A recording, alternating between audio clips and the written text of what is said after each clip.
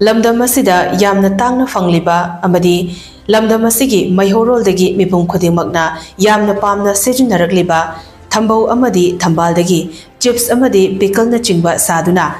lamdam asigi Keithelda Mapham amadi chawna kanjaba ngamle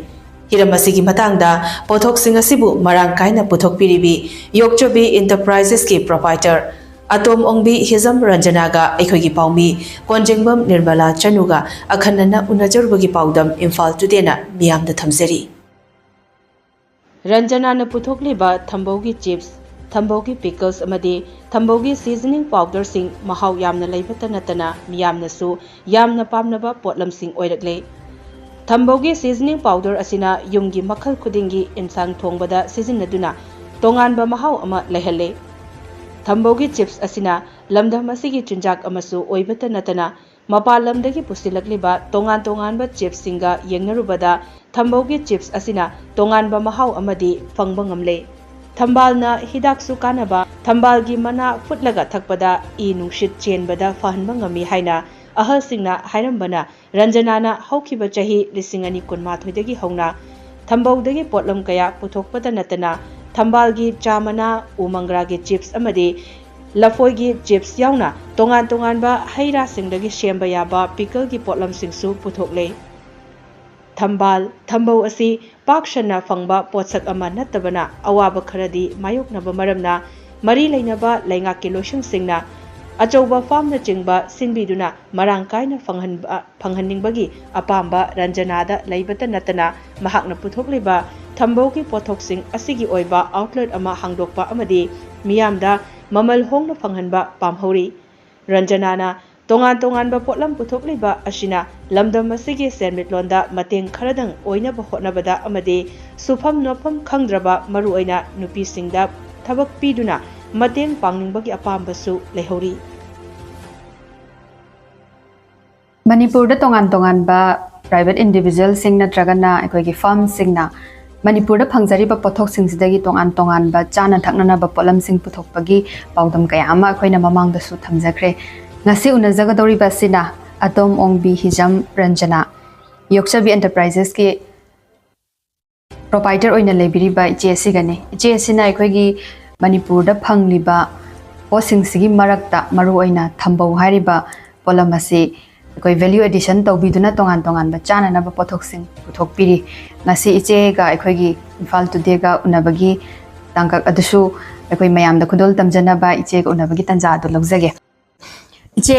ekoi product mayam amabudi ure swaisida iche gi sida su display torga thabire kari product sing no iche na puthok piri se han boina haibi ai puthok sari ba puthok sing se ahanbada ai Thambougi chips sama aduga Thambougi seasoning Thambougi powder na chemba nga thongbada thaknaba ama aduga Thambougi pickle ama dagi atopa haigi item sing aduga umangra dagi puthokpa chips adagi hai singi pickle sing adagi garlic ki pickle smain torga item khar sing adum chipawda puthok iche gi products mayam ama sida su leire ko sisna ekhogi Thambou chips packaging su yam phajai ekhogi picture ji khak yeng bada phawda dum chaning badum phawram mani haina khali ko ja aduga sisna kari oibidoi ja sina lotus incense ti chagi lotus ki flower se lotus flower sida aina koi lotus ki leirik to adudu hapaga semba cha am oidoine hoi yengba matam da si Thambal gi picture mayam siga dum yengak pakhaktang da dum pamani basi se aduda sigi sina box rom da chatpane ba sina container da chatpa hoi ani se quantity da su khena brai ja khara khenai adaga box ki kaino je style je aina change khara to wa haitare ani je chatpa manung ki poti chamana ra jo sisina ekhogi seasoning si oidoni ko ja hoi Thambougi powder na chemba je adu sai nga thongba da thangna ba na haide Sidi singju haizu da di thakpa du yai loi mak singju da thakpa so hoi haidi thambau gumba hairaga de khoi gi de mahausa da gi chanarak pa haira di singju gumba se su yam pam nei da na koi cha adu makha da product khara su leiri sina haibi u cha sina lotus ki ngasai lotus flower na seme ha pati do sina leirik ti yaw da bai cha leirik su khara ma su yaw bani yaw badi adu gi flower na semba sina khoi gi si ani ji khenari se dai na de khoi gi hana na mayam na sizna le ba already cha do adai ju ngasai leirik se hapa ga semba ne adu di masidi milky tea gi da makta di milky tea gi da sina pha bai cha hoi aduga si sina maroi na green tea gi type ta hoi light tea hai aduga ekhoi gi masidi je ichen na dum puthok pira bani na dum khangam gani taste se ko ichen na kya ra khana trial tor la bani na adu sidi ekhoi gi thambal gi leirik hai simak tabu manam se yam nungshi ba ma cheli ni fragrance mi yauri de ba madu gi pot dum phangba ngambra ngam the feedback so yam phaza lai se su feedback phaza lak pa commenting mi yam la am gan hen khali ko cha adu makha da lai sings na kari kari asina ko gi mango chutney ko gi bread kumba da gi di nimki gumba da ko la ka chana bane ai di ko gi jelly ai di jam kumba lai da ne adu gi type ta salty su khara oi ba thu chu adu makha gi sina garlic pickle je is product se sikhak na tan som da sum yam ma uri ai di candy na chingba mayam ma sigi shu haipetang haibi si sina aina ngasai thambau gi pickle na haija gi do adu oi doine aduga sina ligi container bottle sida hape sina plastic bottle makal ani thokna ne ba amana akhoi gi ligi da hapa oi aduga sina sigi item sina mango candy aduga sina pineapple candy hai sing se so anam bana consol le ba koi che hoi aduga sina aina ngasai gi semi ba fruit candy salty me am do adu to aina si se mix oina amon mixing ba jaba mix candy hai tare si ju market da yam mayana dum yam feedback adum phajana pibi ban sina ngasai gi makha da lei ba aina garlic labeling loidri ba do adu garlic sidi je swai dagi phangba garlic na dum tau bibra mapan dagi pusalak pase tawbra kamai tawbi sidi chai gi sidi hoi tau chai gi sidum seme aduga khoi gi manipur gi product je kitang pothog pu adum wai dena ko aduna ayam bana de som dei lak pasina adum depend tawni mo hoi da na sina ngasai gi plum do plum candy plum gumba se so seasonal oi bani na khoi phangi ngai matam da anam ba loksal horaga preserve ta horaga ko na sumaina semtok pa koi cha mane aduga sida lai sina ginger candy ginger gi khoi gi chum chin da jam mayam na su dum office sat poiro thabak sat poiro dum pocket ta kai da hapsan be pocket size so oi ba si je ko cha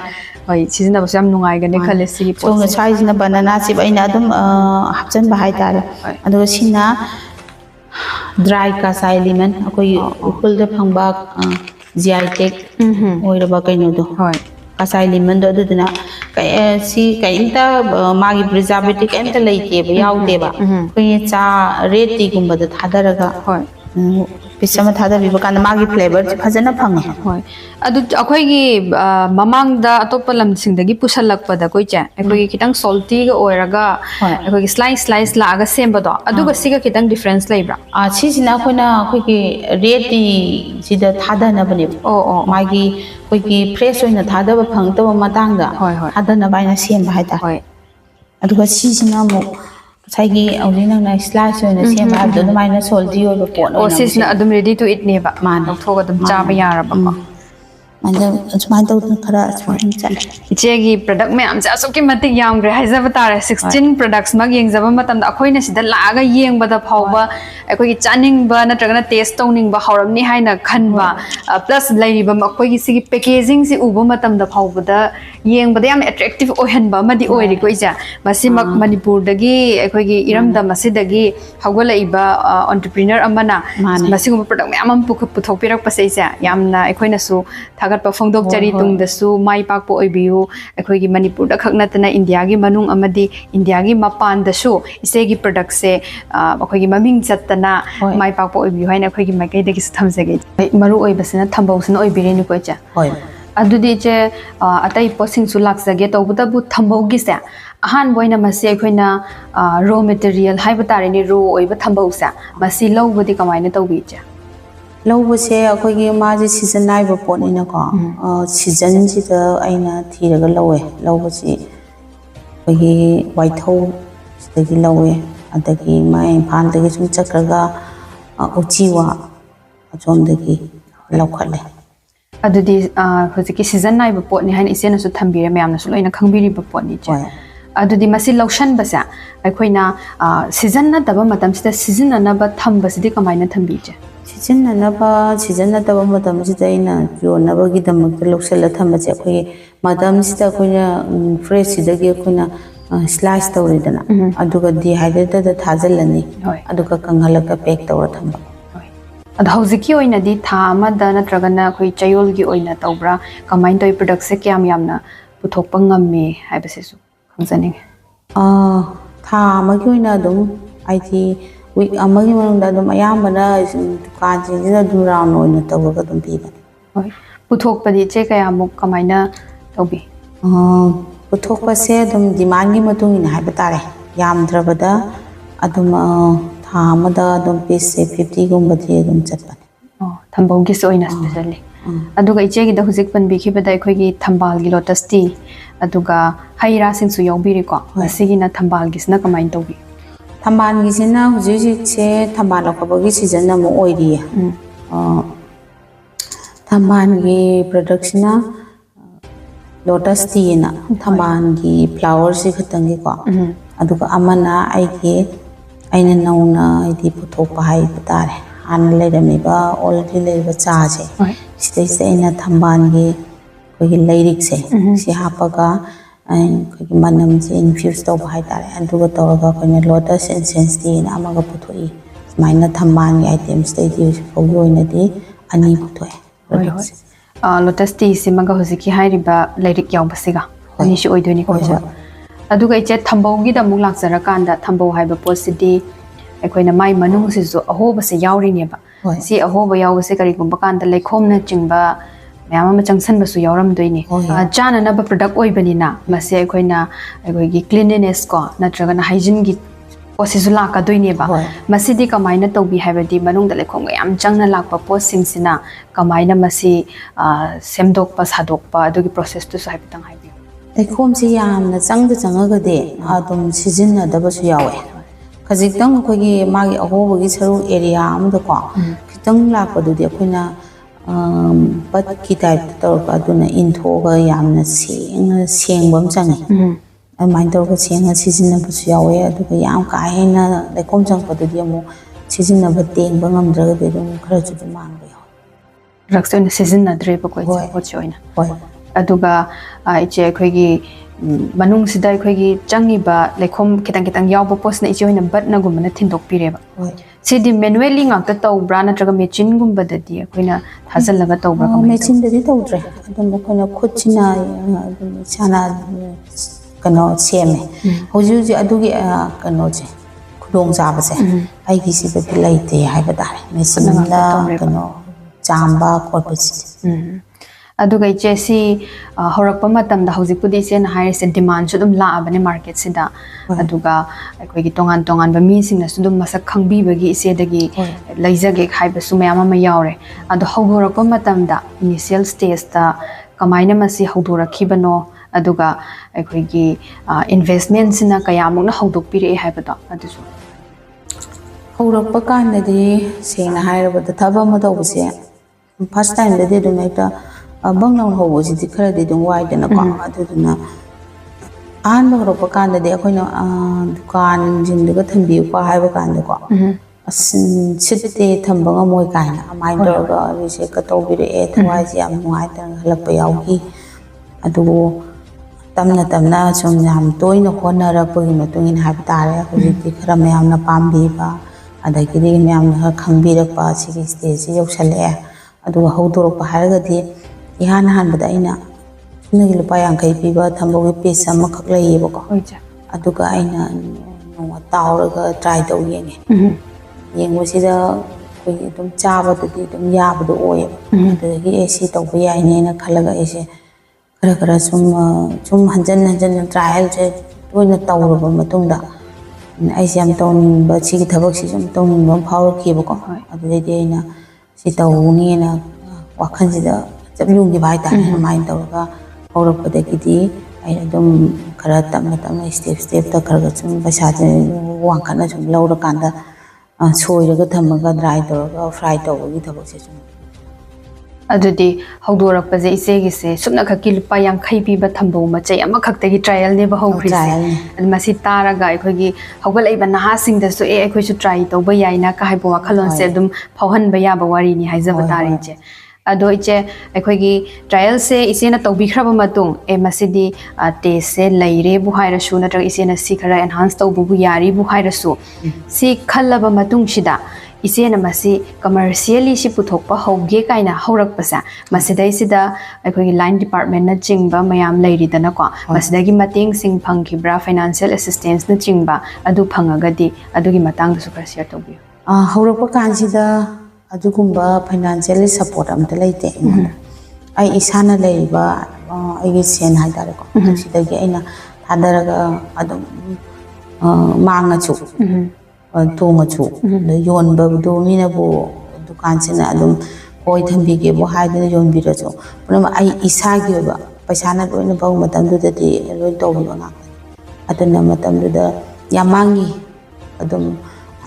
तसेंगना हारबदा हानबा round अइना हौगलप कांदा 50,000 की थंबौ मांगी आइदी ngasi aina mu trial ma to bo kan ko week ama le kan ngasai pose du mangi adu ai isa se matam du da aina haibo wat pagi ne ba khangbo wat pagi ne ba adu main to du ya mangi hoji phawi di smana changchlai hoi yamna chawna 50,000 mangba kai small business ama horakpa aikogi sigumba unit amada di 50,000 mangba hai sam mangani koi cha adum marak sida adumaina aikogi pot simingon da pijaraga changhibabu oiro natragana ngasai pot manghibabu oiro natragana aikogi kanagumba amagi comment ama feedback ama taruba kanda aikoida puning shondaba su mayam ama thengnarangani chena ko adu natragana karigumba kanda kanagumba amagi wahai amana ithil ama pibiraga aikoi tuktharaga leramba wakhalonsa masibu thauna bibiba ngamba sigumba wahai singati laikibra kanana inspire tawe mai shondarakpa kanda puning thogat pibe incident kumba dugumba di laikidaba hoi lei aina pose yomba kanda nangi pose ama chapa kanda sitrena ngonda complain ki time ko adum mana complain lei ki ai adum pose puraga laki anoba pot ama mu thopa hena aidi quality leiba hena taste leiba ama mu aina puthongba ngamna ba hai be wakhalon da halaki ko adubu manga sudum tawgadabani nang tawninga dum taw ha ai husband fully support aduga ai isa sinse sinaso aina pamjabse dum mai pangna success oina bse mama adu tawdi adu tawba yai ni habni chimse moina dum wakhan je ingonda chonda dana bse di ha family gi backing se yamna strong oina lai grebe se gi damak dai adu che hojikti aikogi packaging kai kasu uzaba matam la khoi yamna fajana su tawbire na khalle masidi ahan ba packaging gi kai gi natraga na khoi bottling su tawbu su yawri ko marak sida adagi candy ase aina uzaba matam plum candy na chingbu su yawri masidi aikogi packaging gi seasonary paper ko natraga na sigi bottle glass sigum sing sidi swaidagi dum tawbra mapandagi chenbibra kamai taw state lairiba packaging ki kaino se bottle se sina plastic ki bottle sina koi manipur da leba se raja plastic se dum lawe adagi glass ki bottle sina dum market da de online da sen bas mine dum tawe adagi koi gi packaging koi box ki packaging ma chali se sisina huji thamai bon da leba lema thamai bon problem la kai da leba sembang studio na tawi bane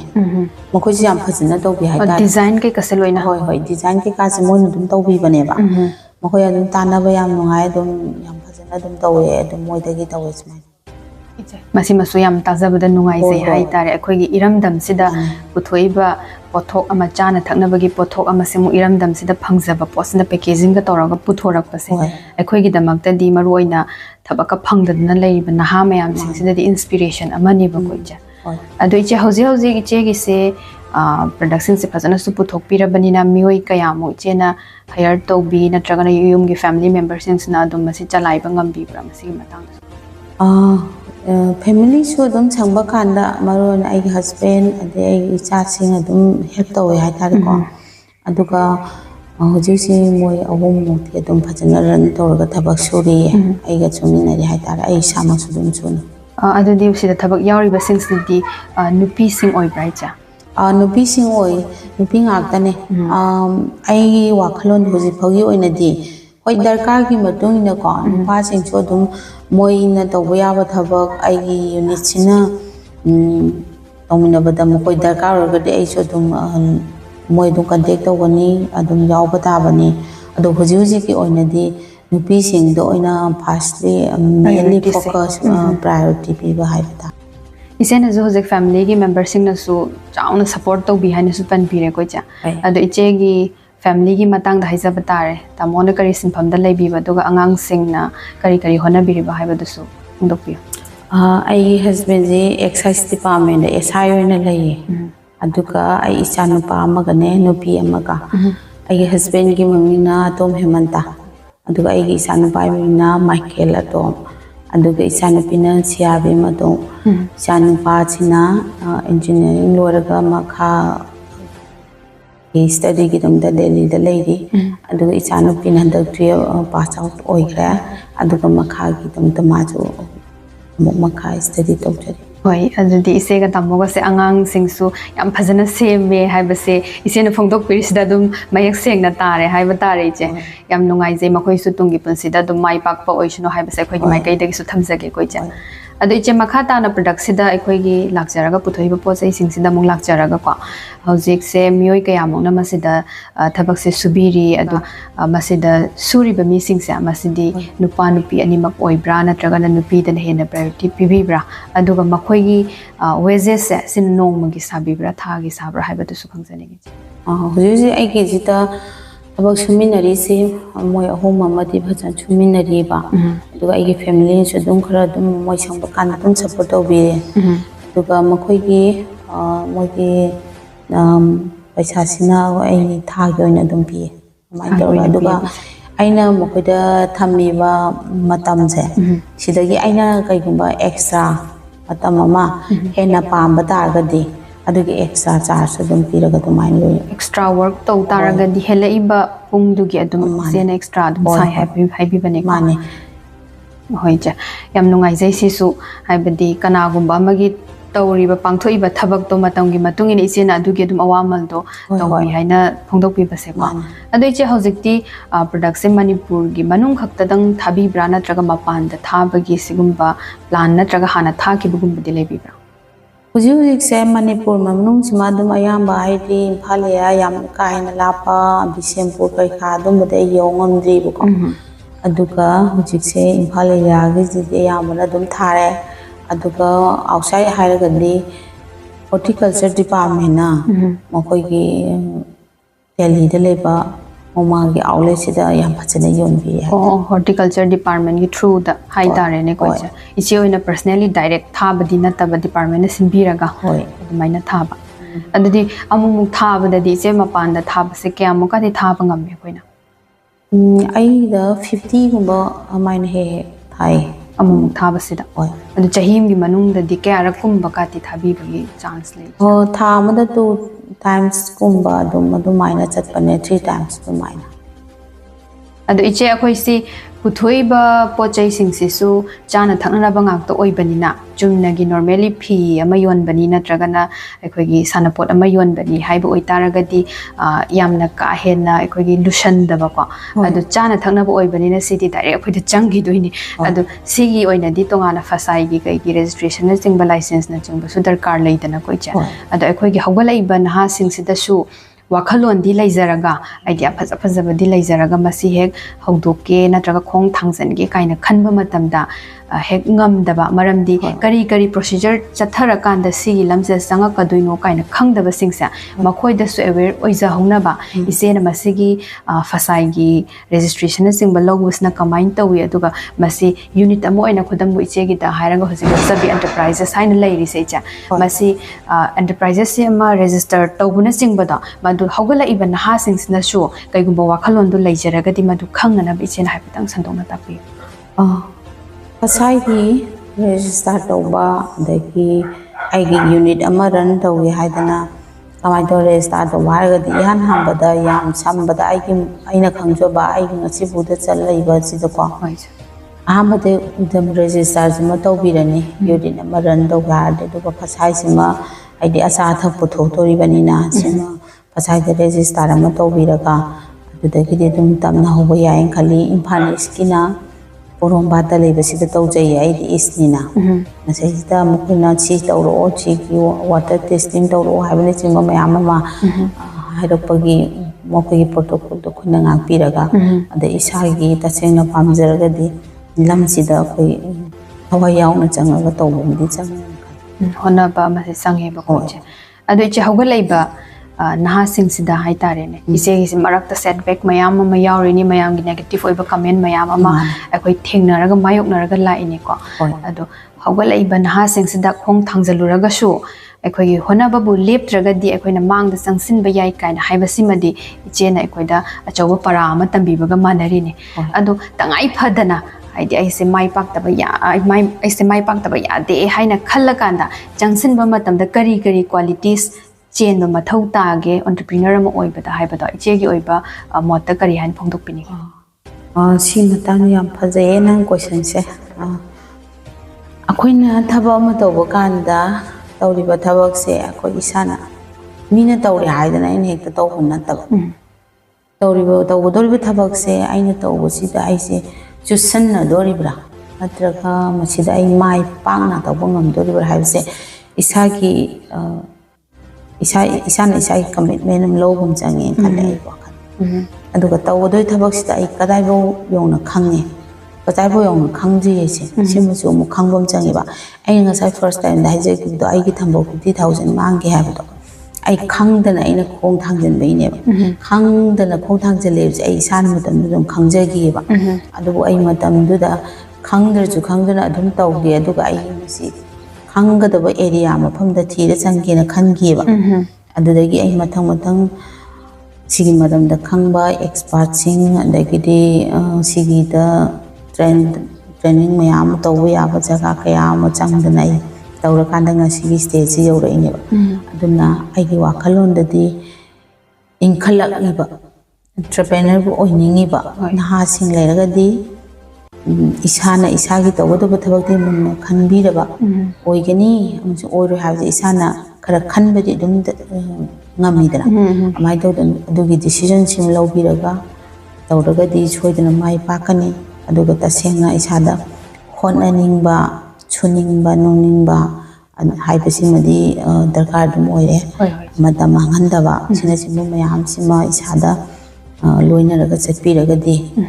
centrally thabak tawba ko aduga masida kathopam ji darkar oi sima mayam se kharadi darkar oi brain khal am phasai iche gi wakhalon se ta sengna abadi hona babu leptraga di aikoina jangsan li thabak tu da nongma natraga nongma di mai pa kani haina phongdok pibane ise makha tarak pasidi aikogi lairiba hoje lairi se pulapna product se che masing ding asai haipan bidri ko tongan ba product ki maming khardi pan bire adu polam kaya no che masing oina thopirisa siphawi da ai gi se han bada pa ai na khwaida gi mainly focus on ai gi medicinal aise lotus cyber plants gi product thorok pasine ba first ai ni Thambou chip sima puthokre ko adu gi Thambou gi seasoning ai sa haije gi to adai pickle la e adagi thamban gi cha sima mo next mo hachan ja gi bani amai tawduna huji phogi di hai gi item myam sida makhal hapaga 16 go ram chure ba ada ai gi mamang da handaki February gi date 5 da chief minister gi Bangalore da launch taw ki ko Horticulture Department lomdagi aise makhogi beneficiary na leijabane adumain tawda agi product se deida Thambou gi chips simane Thambou gi seasoning simane aduga lotus seasoning gadi yaukre adumain tawdana hujik phogi da product 16 bogi di ai suba ngamjare 16 sure be che gise yamna nungai sei tajabdai che ai di pick na horaga hojik taruk product taruk phawba puthokpa ngamdana Manipur da khaknatana department na sinbi dana khoi mapal lamda phawba puthokpa ngamabani koi cha adu makhata na iche gi future plan haizaba tare ne kari kadai phawba khumang chausinna khoi changsanna bagi plan di leibiri cha ai ki se hujik phogi da ai gi wakhalon do ko huji Manipur ki market side di yam Manipur ki coaching boya bodi pra yokhun badi ngamde masima aina khoi iramdam sida aina yokhun bangam bama ai plan je aduga tasengna hairabada aina puthauchari ba poching se aina outside ki country sing je sida yow bangam bagi haidi ai ki pochi yam quality leiba yam standard oi pa packaging mayam ma khare henna standard oi ba pot khare darkar oi ri nei na dum khanje aina simak na khwai dik hena base ore sina khwai dik ena phajare na aina huji accept tau jade ba ko sida henna khare henna phajaba mong do puthoka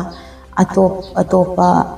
lamsing da aina yohon ba ngamaga dina adu bogi wakan dikhan improvement tong nabagi room ma isen adum khaksaraga isana isada sales competition tawjara kanda aigi product se hena mapung pha ba standard leiba product ama ohenabagi pandam do thambi haibi bani ko cha yam nungai jai si maksu adum isena he ngam thorak pa ngasai dege khoi ta thambi ba pawdam mayam se tajabada pungning losing oi bangak ta su oi che ko ado iche ekhoi gi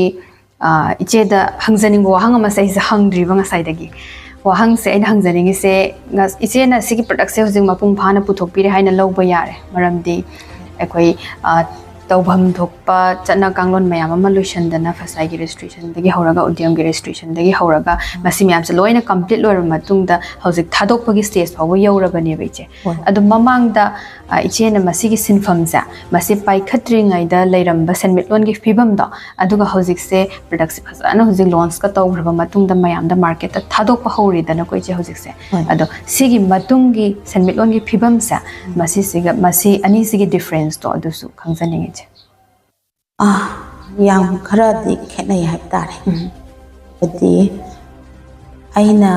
thabak si tawdri ngai da egi leiramba lifestyle hai tare ko ai phi sajarame khara tasena ai yam pi ngai de di saba hai ra panate yum balaba matungda mayam na tawna baji ura ai su ai silama pan badi phaina na khalaga ai phi sajeba matam du da nupi imna tan gen dalabada amada 15,000 si tanbada dum 1 tale hujik tadi no mada 5,000 jam laina tan doine aduga yam tapna talabada 2,000 tan doine ai adoi taga di khera khenai dana amain tawdana ai gi motadi nupa khaktang da depend tawraga hingba nataba ay moi bu yamna namdharaga thambai wa nate ko mokoi su family amda yamna police support na do mo hona bira pai matong da khoina sum hona salagadi isa sing semba adai mongama manage tawba haisi yam changi dana mai tawdana ina nupi sing sina thabok si chuni nongninga gadi tasena Manipur gi semelon da chu aduga isa gi imungama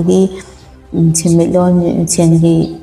maram problem je ayamara 50% en ai nupina solve to ngam khali koi isa gi imungi senmilon gi phibam je pharaga di koi Manipur gi senmilon je pharaka doini adu Manipur gi senmilon jana pharak pa hari se mu India gi senmilon da su chauna koi mateng ama oidori ne beche yam nungai jai masi su taza bada koi cha adu gai che hangjaning ba amana akhoi gi puthoiba product sing se hoji lotus tea oiro natragana lotus incense tea hai tare ko cha oi Thambou chips Thambou seasonings lairi and atopa pot mayam se kitang na thairaga thamamaga ichena masida thambal amadi thambal ga mari leina ba product sing sa masida hena changsan birai se karamba wakhalon dagi changsan birak poi de hoja ai ki se aina chum taja bada khoi thambana hai ba pambi je khoi hidak kana ba ahansina hai bada ꯐ꯭ꯂꯥꯋꯔꯁꯤ ꯐꯨꯠꯂꯒ ꯊꯛꯄ ꯃꯇꯝꯗ ꯏꯁꯥꯗ ꯂꯩꯔꯝꯕ ꯏꯒꯤ ꯑꯩꯈꯣꯏꯒꯤ ꯅꯨꯡꯁꯤꯠꯁꯤꯡꯁꯤ ꯌꯥꯝ ꯐꯕ ꯃꯔꯨꯑꯣꯏꯅ ꯁꯤꯗ ꯑꯩꯒꯤ ꯍꯦꯜꯊ ꯕꯦꯅꯤꯐꯤꯠꯁꯨ ꯏꯖꯔꯤ ꯑꯩꯅ ꯇꯁꯦꯡꯅ ꯑꯩꯈꯣꯏꯒꯤ ꯕ꯭ꯂꯗ ꯄ꯭ꯔꯦꯁꯔꯒꯤ ꯄ꯭ꯔꯣꯕ꯭ꯂꯦꯝꯗꯁꯨ ꯌꯥꯝ ꯀꯟꯇ꯭ꯔꯣꯜ ꯑꯣꯏꯕ ꯁꯨꯒꯔꯗꯁꯨ ꯁꯨꯒꯔ ꯄꯦꯁꯦꯟꯁꯤꯡꯗꯁꯨ ꯀꯣ ꯗꯥꯏꯕꯦꯇꯤꯁꯁꯤꯡꯗꯁꯨ ꯌꯥꯝꯅ ꯃꯁꯤꯅ ꯊꯛꯄ ꯃꯇꯝꯗ ꯌꯥꯝ ꯀꯥꯟꯅꯕ ꯑꯃ ꯄꯤꯔꯤ ꯑꯗꯨꯗ ꯅꯠꯇꯅ ꯏꯅꯔꯖꯤ ꯌꯥꯝꯅ ꯄꯤꯔꯤ ꯑꯗꯨꯒꯨꯝꯕ ꯃꯌꯥꯝ ꯑꯃ ꯌꯥꯎꯔꯤ ꯑꯗꯨꯒ ꯇꯁꯦꯡꯅ ꯑꯦꯟꯖꯥꯏꯇꯤꯒꯨꯝꯕ ꯂꯩꯕ ꯃꯌꯥꯝ ꯑꯃꯁꯨ ꯀꯩꯅꯣ ꯁꯤꯅ ꯑꯩꯈꯣꯏꯒꯤ ꯐꯍꯟꯕꯒꯤ ꯆꯥꯡꯁꯤ ꯌꯥꯝ ꯋꯥꯡꯅ ꯄꯤꯔꯤ ꯑꯗꯨꯅ ꯑꯁꯤꯒꯨꯝꯕ ꯄꯥꯝꯕꯤꯁꯤꯗꯒꯤ ꯑꯩꯅ ꯄ꯭ꯔꯗꯛ ꯃꯌꯥꯝ ꯑꯃ ꯄꯨꯊꯣꯛꯑꯒꯗꯤ ꯑꯩꯅ ꯄꯨꯊꯣꯛꯏꯕ ꯄ꯭ꯔꯗꯛꯇꯨꯕꯨ ꯆꯥꯕꯤꯔꯤꯕ ꯃꯤꯁꯤꯡꯗꯨꯅ ꯃꯁꯥꯒꯤ ꯅꯨꯡꯉꯥꯏꯇꯕ ꯑꯃꯇꯪ ꯄꯣꯛꯄ ꯉꯝꯈ꯭ꯔꯒꯗꯤ ꯑꯗꯨꯁꯨ ꯈꯜꯂꯦ ꯑꯗꯨꯒ ꯄꯥꯝꯕꯤꯁꯤꯗꯒꯤ ꯄ꯭ꯔꯗꯛ ꯀꯌꯥ ꯄꯨꯊꯣꯛꯄ ꯉꯝꯒꯦ ꯍꯥꯏꯕꯁꯦ ꯑꯩꯅ ꯌꯦꯡꯖꯕꯅꯦꯕ ꯍꯧꯖꯤꯛ ꯐꯥꯎꯒꯤꯗ ꯑꯩꯅ ꯌꯦꯡꯖꯕ ꯃꯇꯝꯗ ꯄ꯭ꯔꯗꯛ 3 ꯐꯥꯎꯗꯤ ꯑꯩ ꯄꯨꯊꯣꯛꯄ ꯉꯝꯃꯕ꯭ꯔꯥ ꯍꯥꯏꯅ ꯈꯜꯂꯦ ꯑꯗꯨꯕꯨ ꯄꯨꯊꯣꯛꯏꯕ ꯆꯥꯕꯒꯤ ꯄ꯭ꯔꯗꯛꯁꯤꯡꯁꯤ ꯅꯠꯇꯕꯗ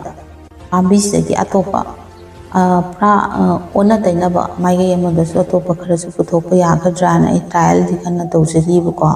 ꯑꯗꯨ ꯍꯌꯦꯡ ꯄꯨꯊꯣꯛꯀꯥꯟꯗ ꯑꯣꯏꯅ ꯑꯗꯨꯗꯤ ꯍꯥꯏꯖꯔꯒꯦ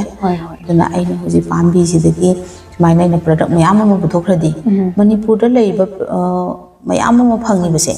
ꯁꯤꯗꯒꯤ ꯑꯩꯈꯣꯏꯅ ꯁꯤꯃꯗꯤ ꯄꯨꯊꯣꯛꯄ ꯌꯥꯏ ꯍꯥꯏꯕꯗꯣ ꯑꯣꯟꯇꯔꯄ꯭ꯔꯦꯅꯔ ꯑꯇꯣꯞ ꯑꯇꯣꯞꯄ ꯃꯌꯥꯝꯅ ꯍꯣꯠꯅꯕꯤꯔꯛꯑꯒꯗꯤ ꯃꯅꯤꯄꯨꯔꯒꯤ ꯁꯦꯟꯃꯤꯠꯂꯣꯟꯗ ꯌꯥꯝ ꯊꯤꯅ ꯀꯥꯟꯅꯔꯛꯀꯅꯤꯅ ꯑꯩꯅ ꯈꯟꯖꯩꯌꯦꯕ ꯃꯄꯨꯡ ꯐꯥꯕ ꯑꯃ ꯑꯣꯏꯍꯟꯅꯕ ꯀꯣꯏꯆ ꯍꯣꯏ ꯑꯗꯨꯃꯥꯏꯅ ꯇꯧꯗꯅ ꯑꯩꯅ ꯃꯤꯠꯌꯦꯡꯁꯦ ꯑꯩꯒꯤ ꯂꯣꯇꯁꯁꯤꯗ ꯑꯣꯏꯅ ꯊꯝꯖꯔꯒ ꯇꯧꯖꯕꯅꯦ ꯏꯆꯦ ꯑꯗꯨꯒ ꯄꯨꯊꯣꯛꯄꯤꯔꯤꯕ ꯄ꯭ꯔꯗꯛꯁꯦ ꯍꯧꯖꯤꯛ ꯃꯦꯆꯤꯟꯅꯗꯤ ꯆꯂꯥꯏꯕꯤ ꯍꯥꯏꯅ ꯍꯥꯏꯕꯤꯔꯦ ꯏꯆꯦꯒꯤ ꯍꯧꯖꯤꯛ ꯂꯩꯔꯤꯕ ꯄꯣꯠꯁꯦ ꯆꯥꯝꯕ ꯈꯣꯠꯄ ꯑꯃ ꯑꯗꯨꯅ ꯑꯩꯈꯣꯏ ꯈꯨꯠꯅ ꯃꯦꯅꯨꯋꯦꯂꯤ ꯇꯧꯖ ꯇꯥꯔꯒꯁꯨ ꯑꯗꯣ ꯉꯁꯥꯏꯒꯤ ꯆꯤꯞꯁꯀꯤꯁꯤꯅ ꯀꯔꯝꯕ ꯃꯦꯆꯤꯟꯁꯤꯡ ꯗꯔꯀꯥꯔ ꯂꯩꯔꯤꯕ ꯑꯗꯨꯒ ꯃꯁꯤꯒꯤ ꯐꯥꯏꯅꯥꯟꯁꯅ ꯍꯧꯖꯤꯛꯇꯤ ꯏꯁꯥꯒꯤ ꯊꯥꯏꯅꯗꯤ ꯑꯩꯈꯣꯏꯒꯤ ꯍꯧꯔꯛꯄ ꯃꯇꯝꯗ ꯂꯅꯥꯏꯒꯤ ꯄꯩꯁꯥꯅ ꯇꯧꯖꯔꯝꯕꯅꯤ ꯂꯅꯥꯏꯒꯤ ꯁꯦꯜ ꯄꯨꯊꯣꯛꯑꯒ ꯇꯧꯔꯝꯕꯅꯤꯀꯣ ꯑꯗꯣ ꯍꯧꯖꯤꯛꯀꯤ ꯑꯣꯏꯅꯗꯤ ꯏꯟꯚꯦꯁꯃꯦꯟꯠꯁꯦ ꯀꯗꯥꯏꯗꯒꯤ ꯇꯧꯕꯤ ꯍꯥꯏꯕꯗꯣ ꯑꯗꯨꯁꯨ ꯑꯍꯥꯟꯕꯗꯗꯤ ꯑꯩꯒꯤ ꯏꯁꯥꯒꯤ ꯂꯩꯕ ꯆꯤꯡꯁꯤꯅ ꯑꯗꯨꯝ ꯄꯩꯁꯥꯁꯦ ꯃꯦꯅꯦꯖ ꯇꯧꯔꯝꯃꯦ ꯃꯇꯝꯗꯨ ꯌꯥꯝ ꯋꯥꯏ ꯇꯁꯦꯡꯅ ꯊꯝꯕꯧꯁꯤ ꯑꯩꯈꯣꯏꯒꯤ ꯑꯍꯥꯟꯕꯗ ꯔꯣꯗꯩ ꯂꯧꯈꯠꯂꯒ ꯗ꯭ꯔꯥꯏ ꯇꯧꯕꯅꯦ ꯇꯧꯔꯤꯕ ꯗ꯭ꯔꯥꯏꯁꯤꯗ ꯑꯩꯈꯣꯏ ꯅꯨꯡꯁꯥꯗ ꯐꯧꯋꯦ ꯅꯨꯡꯁꯥꯒꯤ ꯇꯥꯏꯃꯤꯡꯁꯦ ꯃꯣꯔꯅꯤꯡꯒ ꯏꯚꯤꯅꯤꯡꯒ ꯃꯥꯟꯅꯗꯦꯗ ꯑꯗꯨꯅ ꯃꯁꯤꯁꯦ ꯃꯥꯡꯕ ꯌꯥꯝ ꯌꯥꯎꯋꯦ ꯍꯥꯏꯗꯤ ꯃꯃꯥꯡꯗꯗꯤ ꯏꯆꯦꯅ ꯍꯧꯗꯣꯔꯛꯄ ꯃꯇꯝꯗꯗꯤ ꯏꯁꯥꯒꯤ ꯑꯣꯟ ꯀꯩꯅꯣꯁꯤꯅ ꯁꯦꯜꯁꯤꯅ ꯁꯨꯃꯥꯏꯅ ꯍꯧꯗꯣꯛꯈ꯭ꯔꯒ ꯁꯨꯞꯅꯈꯛꯀꯤ ꯂꯨꯄꯥ 50 ꯄꯤꯕ ꯊꯝꯕꯧ ꯑꯃꯈꯛ ꯁꯤꯖꯤꯟꯅꯔꯒ ꯑꯩꯈꯣꯏ ꯇ꯭ꯔꯥꯌꯦꯜꯁꯦ ꯆꯠꯊꯔꯛꯈ꯭ꯔꯤꯅꯤꯀꯣ ꯏꯆꯦ ꯑꯗꯣ ꯍꯧꯖꯤꯛꯀꯤ ꯑꯣꯏꯅꯗꯤ ꯃꯦꯆꯤꯟꯅ ꯆꯤꯡꯕ ꯃꯌꯥꯝ ꯑꯃ ꯁꯤꯖꯤꯟꯅꯔꯒ ꯌꯥꯝꯅ ꯑꯩꯈꯣꯏꯒꯤ ꯀꯃꯔꯁꯤꯌꯦꯜ ꯑꯣꯏꯕ ꯁ꯭ꯇꯦꯖ ꯑꯃꯗ ꯂꯥꯛꯏꯅꯤ ꯑꯗꯣ ꯍꯧꯖꯤꯛ ꯁꯤꯖꯤꯟꯅꯔꯤꯕ ꯃꯦꯆꯤꯟꯁꯤꯡꯁꯤꯅ ꯀꯗꯥꯏꯗꯒꯤ ꯏꯟꯚꯦꯁꯃꯦꯟꯠ ꯇꯧꯕꯤꯔꯛꯏ ꯁꯤꯁꯨ ꯑꯗꯨꯝ ꯏꯁꯥꯒꯤ ꯁꯦꯜꯅ ꯑꯗꯨꯝ ꯑꯣꯏꯕꯤꯕ꯭ꯔꯥ ꯁꯤꯁꯨ ꯐꯣꯡꯗꯣꯛꯄꯤꯌꯨ ꯑꯩꯒꯤ ꯑꯍꯥꯟꯕ ꯍꯧꯗꯣꯔꯛꯄ ꯀꯥꯟꯗꯀꯣ ꯑꯩꯅ ꯂꯩꯕ ꯌꯥꯕ ꯑꯗꯨꯝ ꯃꯦꯆꯤꯟ ꯈꯔ ꯗꯔꯀꯥꯔ ꯑꯣꯏꯕ ꯑꯗꯨꯝ ꯂꯩꯌꯦ ꯂꯩꯔꯀꯥꯟꯗ ꯐ꯭ꯔꯥꯏ ꯃꯦꯆꯤꯟꯅꯆꯤꯡꯕ ꯍꯥꯏꯗꯤ ꯌꯥꯎꯗꯕ ꯁꯨꯡꯌꯥꯃꯛ ꯌꯥꯗꯕꯁꯦ ꯑꯗꯨꯒꯤ ꯃꯇꯨꯡꯗꯒꯤꯗꯤ ꯑꯩꯁꯦ ꯅꯣꯡꯃ ꯑꯩꯅ ꯑꯩꯒꯤ ꯄ꯭ꯔꯗꯛꯁꯦ ꯑꯩꯅ ꯏꯁꯥꯅ ꯃꯅꯤꯄꯨꯔ ꯄ꯭ꯔꯦꯁ ꯀ꯭ꯂꯕꯇ ꯂꯣꯟꯆ ꯇꯧꯈꯤ 2020ꯒ ꯀꯩꯅꯣꯗ 1ꯒꯤ ꯖꯨꯂꯥꯏ 25 ꯑꯗꯨꯒꯤ ꯃꯇꯨꯡꯗ ꯑꯩꯁꯦ ꯃꯥꯔꯀꯦꯠꯇ ꯇꯞꯅ ꯇꯞꯅ ꯌꯣꯟꯕ ꯍꯧꯔꯛꯑꯦ ꯍꯧꯔꯛꯑꯀꯥꯟꯁꯤꯗ ꯑꯩꯁꯦ ꯅꯣꯡꯃ ꯑꯩꯅ ꯍꯣꯔꯇꯤꯀꯜꯆꯔꯒꯤ ꯑꯥꯎꯠꯂꯦꯠꯁꯤꯗ ꯄꯣꯠꯁꯦ ꯈꯔ ꯊꯝꯒꯦꯅ ꯍꯥꯏꯕ ꯆꯠꯂꯦ ꯍꯥꯏꯕ ꯆꯠꯄꯁꯤꯗ ꯑꯩꯅ ꯃꯅꯨꯡꯗ ꯗꯥꯏꯔꯦꯛꯇꯔꯒ ꯎꯅꯕꯤꯔꯣ ꯍꯥꯏꯕꯁꯤꯗ ꯑꯩꯁꯦ ꯗꯥꯏꯔꯦꯛꯇꯔ ꯎꯅꯕ ꯆꯠꯂꯦ ꯅꯣꯡꯃ ꯍꯧꯖꯤꯛ ꯍꯧꯖꯤꯛ ꯗꯥꯏꯔꯦꯛꯇꯔ ꯑꯣꯏꯅ ꯂꯩꯔꯤꯕ ꯁꯥꯔ ꯗꯦꯕꯗꯠꯇ ꯑꯗꯨꯒ ꯃꯇꯝꯗꯨꯗ ꯖꯣꯏꯟ ꯗꯥꯏꯔꯦꯛꯇꯔ ꯑꯣꯏꯅ ꯂꯩꯕꯤꯔꯝꯃꯦ ꯁꯥꯔꯁꯤ ꯎꯅꯔ ꯍꯥꯏꯕ ꯀꯥꯟꯁꯤ ꯁꯥꯔꯁꯤꯅ ꯑꯁꯨꯛꯀꯤ ꯃꯇꯤꯛ ꯌꯥꯝꯅ ꯑꯦꯄ꯭ꯔꯤꯁꯤꯌꯦꯠ ꯇꯧꯕꯤꯔꯛꯄ ꯍꯥꯏꯇꯥꯔꯦ ꯏꯟꯗꯤꯖꯤꯅꯁ ꯐꯨꯗ ꯑꯥꯏꯇꯦꯝ ꯑꯃꯅꯦ ꯑꯩꯈꯣꯏꯅ ꯁꯤꯕꯨ ꯌꯥꯝꯅ ꯆꯤꯡꯈꯠꯇꯅ ꯐꯒꯠꯅꯕ ꯍꯣꯠꯅꯕꯤꯗꯕ ꯌꯥꯕ꯭ꯔꯥ ꯍꯥꯏꯅ ꯈꯨꯗꯛꯇ ꯊꯝꯃꯨ ꯈꯣꯠꯂꯨ ꯍꯥꯏꯗꯅꯀꯣ ꯑꯗꯩꯗ ꯁꯥꯔꯅ ꯃꯥꯒꯤ ꯃꯈꯥꯗ ꯂꯩꯕ ꯁ꯭ꯇꯥꯐꯁꯤꯡꯁꯤ ꯀꯧꯁꯤꯜꯂꯒ ꯑꯩꯕꯨ ꯅꯨꯃꯤꯠꯇꯨꯗ ꯗꯤꯄꯥꯔꯠꯃꯦꯟꯁꯤꯗ ꯂꯩꯕ ꯁ꯭ꯀꯤꯝ ꯑꯃꯒꯤ ꯃꯈꯥꯗ ꯑꯩꯁꯦ ꯆꯦ ꯆꯥꯡ ꯊꯥꯖꯤꯜꯂꯛꯅꯅꯕ ꯂꯣꯏꯅꯃꯛ ꯀꯅꯦꯛ ꯇꯧꯕꯤꯔꯦ ꯇꯧꯕ ꯀꯥꯟꯁꯤꯗ ꯑꯩꯁꯦ ꯚꯣꯀꯦꯜ ꯐꯣꯔ ꯂꯣꯀꯦꯜ ꯍꯥꯏꯗꯅ ꯁ꯭ꯀꯤꯝ ꯑꯃꯒꯤ ꯃꯈꯥꯗ ꯑꯩꯁꯦ ꯃꯈꯣꯏꯒꯤ ꯑꯦꯟꯇꯔꯄ꯭ꯔꯦꯅꯔ ꯑꯃꯒꯤ ꯁꯦꯂꯦꯛꯁꯟ ꯇꯧꯕ ꯌꯥꯎꯅꯅꯕ ꯆꯦ ꯆꯥꯡ ꯊꯥꯖꯤꯜꯂꯦ ꯑꯗꯨꯒ ꯑꯥꯎꯠꯂꯦꯠꯇ ꯊꯝꯈ꯭ꯔꯦ ꯊꯝꯃꯕ ꯃꯇꯨꯡꯗ ꯑꯩꯁꯦ ꯃꯇꯝ ꯂꯩꯔꯀꯥꯟꯗ ꯃꯈꯣꯏꯅ ꯗꯤꯄꯥꯔꯠꯃꯦꯟꯁꯤꯒꯤ ꯀꯩꯅꯣ ꯑꯦꯟꯇꯔꯄ꯭ꯔꯦꯅꯔ ꯑꯃ ꯑꯣꯏꯅ ꯈꯟꯕꯤꯔꯛꯑꯦꯕꯀꯣ ꯈꯜꯂ ꯁꯦꯂꯦꯛꯁꯟ ꯇꯧꯔꯀꯥꯟꯗꯗꯤ ꯑꯩꯒꯤ ꯉꯁꯥꯏꯒꯤ ꯃꯦꯟꯁꯟꯕ ꯉꯝꯗꯅ ꯂꯩꯔꯝꯃꯕ ꯑꯩꯒꯤ ꯃꯌꯥꯝꯁꯦ ꯗꯤꯄꯥꯔꯠꯃꯦꯟꯁꯤꯅ ꯑꯩꯈꯣꯏꯒꯤ ꯒꯣꯔꯃꯦꯟꯒꯤ ꯁꯥꯏꯠꯇꯒꯤ ꯃꯤꯠꯌꯦꯡ ꯆꯪꯕꯤꯔꯒꯀꯣ ꯑꯩꯈꯣꯏ ꯑꯣꯟꯇꯔꯄ꯭ꯔꯤꯅꯔꯁꯤꯡꯗ ꯌꯦꯡꯕ ꯃꯇꯝꯗ ꯑꯩꯒꯤꯁꯨ ꯁꯤꯌꯥꯔꯗꯣ ꯐꯪꯖꯔꯦꯕ ꯑꯗꯨꯗꯒꯤꯗꯤ ꯑꯩꯅ ꯉꯁꯥꯏꯒꯤ ꯋꯥꯠꯂꯝꯕ ꯃꯦꯆꯤꯟ ꯗꯤꯍꯥꯏꯗ꯭ꯔꯦꯇꯔꯅꯆꯤꯡꯕ ꯃꯌꯥꯝ ꯑꯃ ꯂꯩꯕ ꯉꯝꯖꯔꯦ ꯑꯁꯤꯗꯁꯨ ꯅꯠꯇꯅ ꯏꯝꯐꯥꯜ ꯏꯁ KBKꯁꯦ ꯁꯤꯅꯁꯨ तसेंगना KBK सिदा हेड ओइना लेबिरिबा कोई सेराम मेम मोलिब्ला से मसामकना आई युमदा भौबा आइन हाइजबदा मनबदगी लाक्पीदना दे आइनसो मेम की मनाक्ता गाइदा चचदना आई पुथोइबा प्रोडक्ट सिंसिदा याम मेली सपोर्ट तौबा हाइतारे मेंटली ये लोटस टी मतांग दोरसो सिदिसी काना बनी सी तो हाबनी सिंबदा दु तौर कांदा solar dryer na chingba som KBK rom dei su pibire aduga horticulture gi side da gi so government gi side da gi miyeng changbi dana mayam support to bire amain to dana I award to mayam se mayam support to bire ngasi si gi stage te yore adu iche puthoiba potlam mayam sing sigi marak ta hojik se mayam na kwai pamna bahai tare ne adu ise da su faza ba feedback lakpa potlam sing sa masna karam potlam sing se oiri Jifuji phogi dai Thambou chip se si amdi male aduga feedback so chagi mi kudimang ne how ti am ta hai to how yam how sidi hai den ne adum maina feedback le bese mama oire aduga Thambou gi pickles mu chu oire aduga Thambou gi seasoning ai nang chai Thambou gi powder ne sem se simu chu nga thongba kan da tha kan da koi nga si ta cheng ma how si am le hen ba te se aduga ma je am hard hela chak chak law ba kumba ma how ba polong khau ne ba nuka atopa item sing si so dum loina bakti how ena loina bakti feedback bi aduga akhoi gi iche gi machine gum basa masisna dum size da unit ama or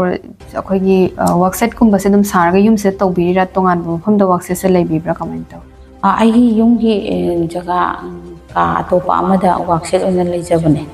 aduga atopa ai gi mapham atopa ama tongana loga settle tawbudi tawdru si phawgi da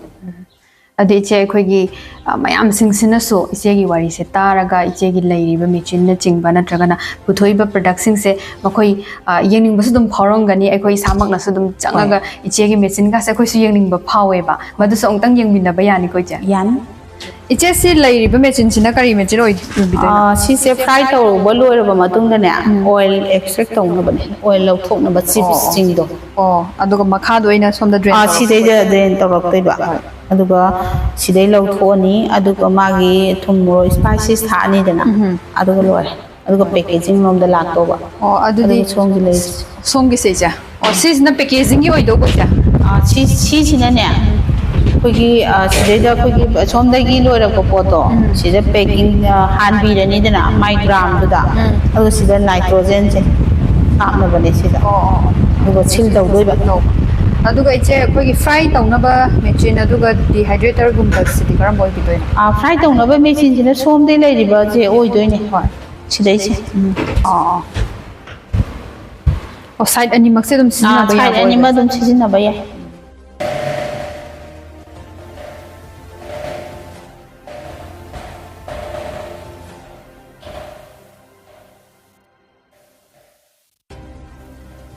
iba machine sina kari oidoino kari gi season bagi oidoine ja dehydrator gi machine ai di sidai da ai gi ohi wahi sing adagi di ji yauri ba lotus se lotus tea sem na bane ba si ai sidai da kanghan doine dry do doine lyric su kai su pull up ne ba kha se ja mani Impal today na tongan ba lamdam sida lairiba entrepreneurs mayam ama aikoi unazaduna mayam yom pham da sak takseri masida aikoi na yausin bang ngamdaba tawbatabu aikoi gi production puthokpi ba polam sing puthokpi ba natragana aikoi di yorak pangamdaba mayam na Impal today da pau phawbiro aikoi soidana yausin jarake adom gi stories mayam ama adom gi haugalakpagi wari kayama aikoi miyam da khangan bada aikoi busu mateng panghanbi